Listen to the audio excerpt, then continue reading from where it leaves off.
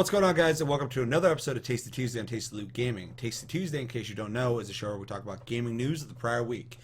Also, in case you don't know who we are, my name's Seth. I'm Josh. And yeah, we have a bunch of stuff to talk about this week. But first, as I talked about last month, we have a new thing we're doing called Plus Club, and soon, hopefully, Gold Club, where we will be, at the beginning of the month, playing games or announcing games that we're going to be playing offered by PlayStation Plus, and we'll be playing those throughout the month. We hope you guys will do the exact same, and then at the end of the month, the last week of the month, we'll be talking about our impressions of those games, maybe going into some spoiler territory if we all get far enough, and yeah, so this month, November, the games for PlayStation Plus are Magica 2, mm-hmm. and what was the other one? Walking Dead Season 2, Yeah, and I Walking Dead believe Season 2. there is a PlayStation 3, PlayStation 4 game that came out. Also, we'll get back to you. We'll do a tasty bit to clarify it, but just check those games out, download them, play them at your leisure. You don't have to beat them if you don't want to, but yeah, we're gonna all talk about it at the end of the month. So we'll see you then. Okay, let's get into the topics. So Respawn, the developers of Titanfall, have come out and said that there's going to be a Titanfall mobile game coming out sometime in 2016. Also, they've been reported to saying that Titanfall is not going to be locked to the Xbox One and PC. It's actually going to be out on the PS4 also. Opinions? Titanfall 2, I can't wait for. I'm glad that they're not being fucking stupid and not being bought by a company to simulate a fucking an exclusive. Because that game could have been on everything. There's no reason it shouldn't or should have just been on the Xbox One. But it's gonna they're gonna benefit from it, not only financially but also reputation. People on PS4 want to play that game. Exactly. The mobile game, I don't know anything about. I don't know what the fuck it could be. I don't think there's anything there to be excited about for me, honestly, just because it's not going to be like a Titanfall game. It might be like an on-rail track shooter or like a 2D perspective game where you can like run on walls. Outside of that, that's not even remotely close to my radar. Yeah. I don't give a fuck about the fucking mobile game. I'm actually curious on why the fuck they're even venturing there. I don't know. I mean, that blows my mind that even, yeah, you're right, that they even want to do something with mobile. I mean, like, it's advertising, it's the name out there. If it's free to play, fuck, people are going to download it, they're going to think about Titanfall. It makes sense. But just make a fucking game that's just as awesome. Don't worry about that shit. Yeah, exactly. I mean, Titanfall 1 was great. It had some things that I wish a couple things I wish they would have added to it, but other than that, it was really fucking fresh for what it was, and I think the biggest thing that hurt it is it wasn't on everything. Yeah. Yeah. Nobody on PS4 was excited for it, so why would they be? Yeah, exactly. But yeah, what do you guys think? Let us know in the comments below on Titanfall 2 and the mobile. Their mobile venture. The fucking you build up fucking an empire and then you can attack other people's by sending mechs to them and shit. I don't fucking know. Okay, for our second bit of news, big news for me, Gran Turismo Sport was announced. There was a trailer. I got fucking giddy like a schoolgirl. And then, they said that it's going to support PlayStation VR, which is fucking huge. We'll talk about that. And it's not Gran Turismo 7. And it's not going to be like Prologue. So, in case you guys don't know, Prologue was an early version of Gran Turismo 5 on the PS3. It was the last engine upgraded to have better graphics, but was not 5's engine. I bought it because I'm a fucking fanboy. It was okay. It had like 40 cars. It was just to get people pumped. It was whatever. Give them that taste. Exactly. So. 5 could have been. Them saying it's not Prologue, I assume they're meaning it's on the new engine, the new PS4 engine. It's going to have more to it, probably. It sounds like it is. It is a multiplayer-centric game where you represent car companies and your country, and you race people online. I just got to say this right fucking now. I was already stoked and was going to buy PlayStation VR. That this game is going to support PlayStation VR. I'm fucking sold. I'm buying the game. I'm buying fucking PlayStation VR. And I'm gonna fucking sit inside Bugattis and shit and fucking. Yeah, look around Bugattis and shit. Yeah, not While pay I'm attention while driving. fucking driving. Because I'm the guy who uses the joystick anyway to look around while I'm driving. To do that with my fucking head and just be in the fucking car, I'm so excited for that. Stupid. I'm so fucking excited for that. And that they said at first that it's not 7, I was kind of disappointed. But at the same time, I'm like, fuck it. Now you know 7's gonna. There's a fucking whole happen. other game coming out. And it's gonna probably also support PlayStation VR. I'm gonna have 2 fucking car games with PlayStation VR. I'm fucking excited. I can't wait. The representing a car company thing, I think is kind of niche. Every game that's done like a car club type thing, I haven't really particularly been a fan of. I have faith in Gran Turismo though, because they haven't let me down yet. Representing a country, that's whatever. That's a bunch of games do that. And yeah, what was there something else there? I think that's it. Oh yeah, that was about it. I think PlayStation VR to me is the most important part of this. Oh yeah, it's huge. Yeah, it's really nice to actually see it's nice to see that the PlayStation VR isn't even out yet, and they're like, this game's gonna fucking support Big it. games supported. Exactly. Or supporting it's it. not like That's... some shit hunting game or something like that. Like Cabela's or like some fucking... weird like roller coaster simulator. We're like, yeah. like anytime a peripheral comes out, people are like, we're gonna support this, and then they come out with like a fucking tennis game. And it's like, we want real fucking games for these peripherals, and this is a fucking real game. And you know what I was gonna say is like, I remember when the Wii first came out, and it was like you control it with the thing. Even then, I've never even touched the fucking thing before, and I was like, it's probably gonna be wonky as fuck. And it turned out to be wonky as fuck.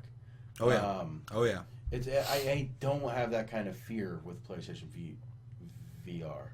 I was apprehensive a little bit. I was going to buy it anyway because I'm the guy who bought Order 1886. Watch this Friday's episode and find out. And but I don't get that same vibe. Yeah. That Sony's gonna fuck it up like the Wii did. The thing about it though is the Wii was just like, we gotta be different. Motion control wasn't the future of gaming. It was a small part of gaming already happening, right? So fucking VR is the future of gaming. There's so many people invested in making this, and it hasn't just been thrown out. Everything else was like, motion controls are coming, and then they were there, and they fucking sucked.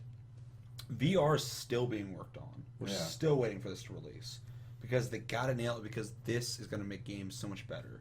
And the thing that I was apprehensive about the VR is because I've seen so many peripherals be released, where they're like, big, ambitious ideas, fucking, you're gonna love this. And then it comes out, and like, I think the Kinect is fucking an amazing fucking piece of kit, has nothing to offer for it. Yeah, you're right, nothing. Dance games, like, those are fun, but who the fuck is super into dance games? Nobody. Who's super into fucking Gran Turismo? Every fucking car fan on the planet. Exactly. Imagine fucking having, like, you know, the $300 wheel with the fucking pedals and shit with VR. Like, you're there.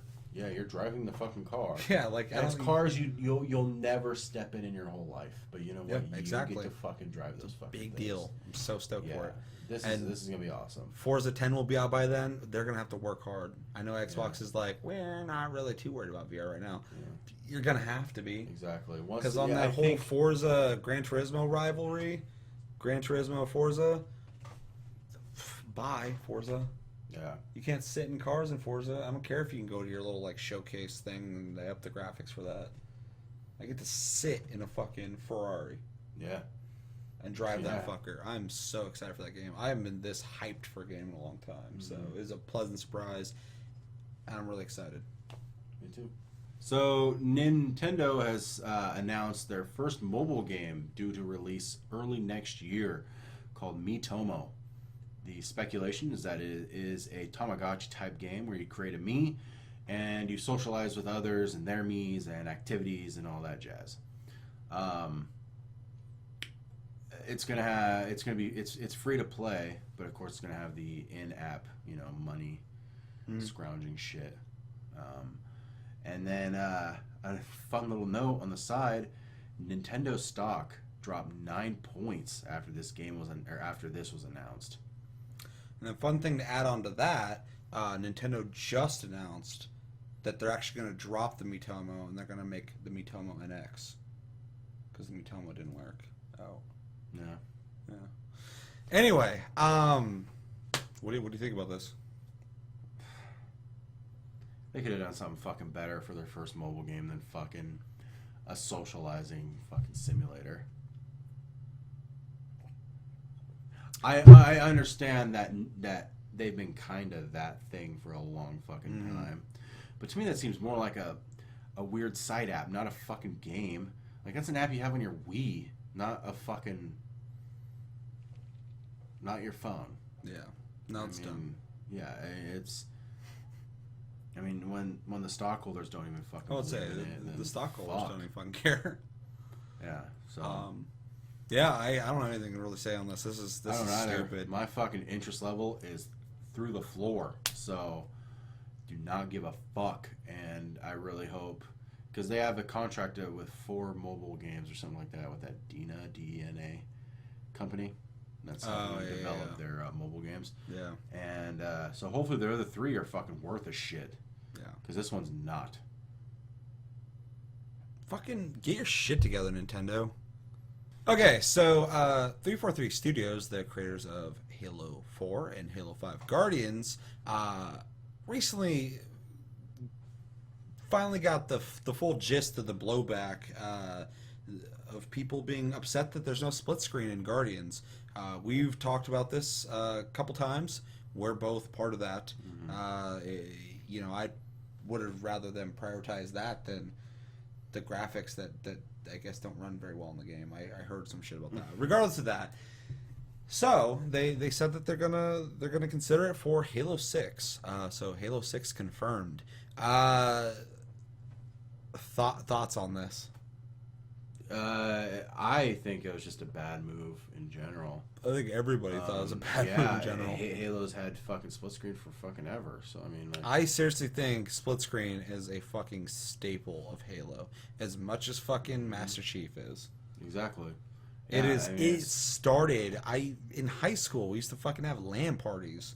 It's all about the fucking multiplayer. It's all about sitting in the same room. It's. There's a fucking community for Halo, and it's online, but it's also on the fucking same couch. Yeah.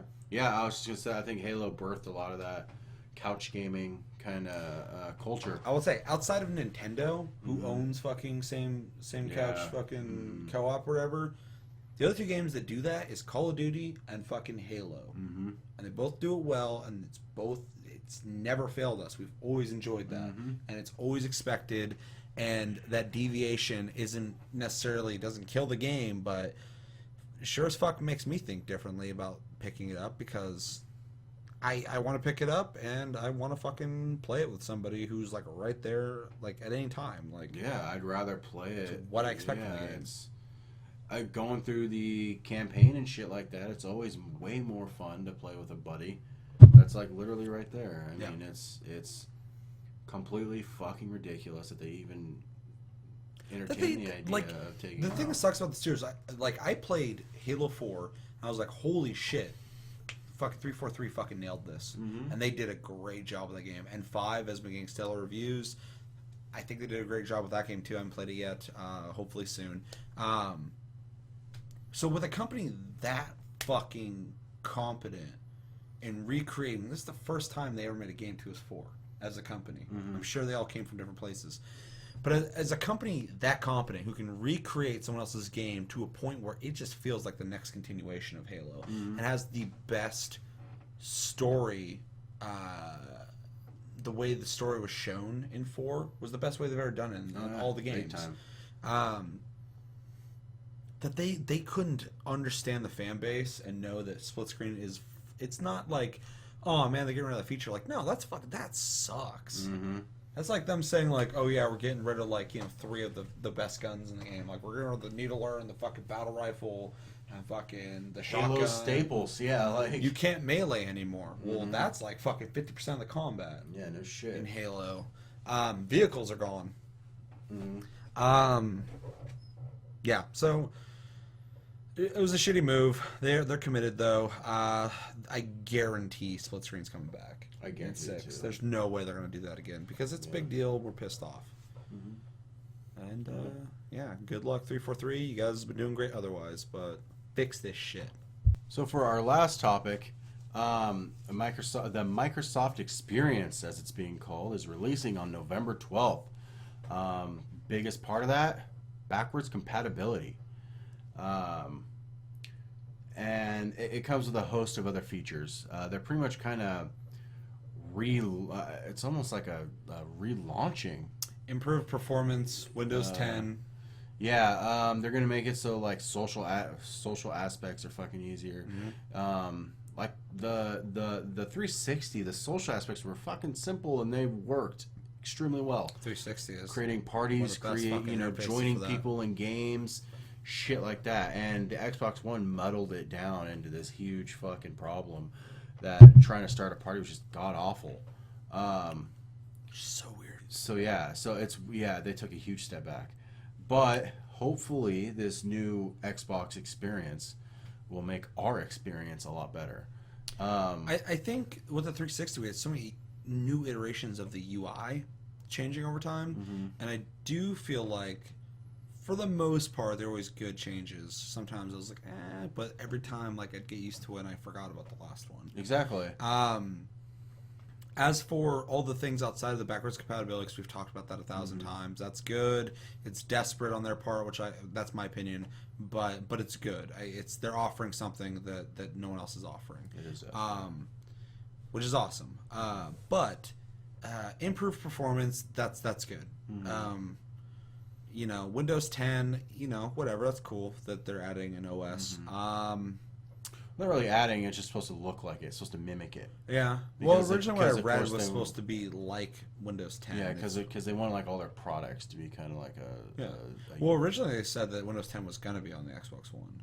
So, yeah, we'll see where that goes. There's a couple other things you had on your list, and we did not cover those. You can scroll down, up and down, I guess, as opposed to left and right. Yeah, they changed. Yeah, so as the UI stands now, you only go left and right. There's a lot of fucking windows, a lot of places to get dumb shit and to find it. Like, it's a maze, man. Like, Xbox One to me is not that it has to be for me because I understand what tech is, but fucking it is a goddamn mess. Yeah. Trying to find fucking anything is a fucking mess. As compared to the PS4, which is really weird because when I first bought my PS4, I hopped on, everything worked really well. I just fucking got into it. I remember when I went over to Rob and Julie's house, I got on the Xbox One and fucking, I was just like, man, there's a lot of shit I got to do to get this going. Just like make an account, fucking sign up for this, blah, blah, blah, blah. And then like everything's so cluttered and shit. And I'm not saying like it's impossible. Like you said, I know technology, whatever. I got into the game, but I was like, man, this is just more of a process. Yeah. When it comes down to it, there's just fucking more of a should be. process.